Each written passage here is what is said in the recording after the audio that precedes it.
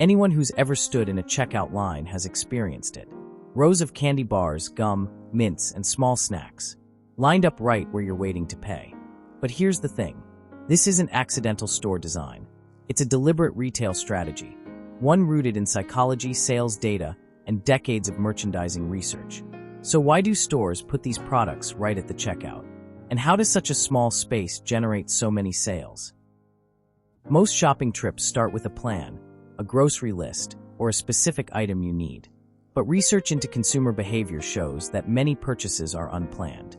They happen in the moment, triggered by what shoppers see rather than what they actually need. And that's why checkout lines are so important.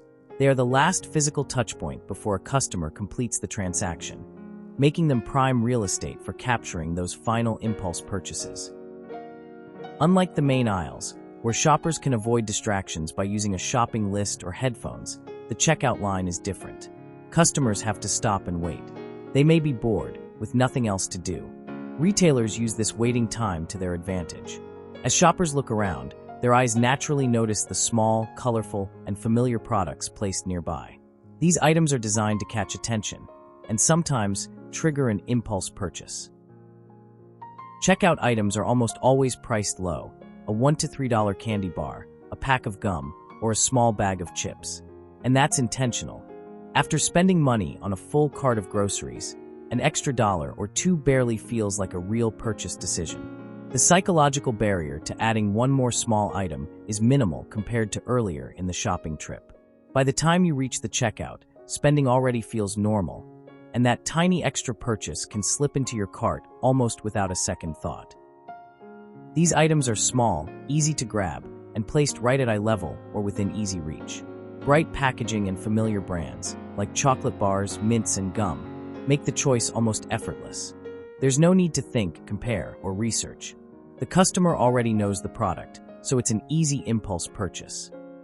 Retailers know that children often shop with their parents, so they place candy right at checkout, where kids can easily see and reach it. That makes children more likely to ask for a treat.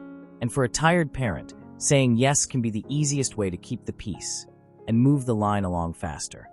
From a business perspective, checkout displays are a low-cost, high-return strategy. They don't need extra staff, extra advertising, or changes to the store's sales flyers.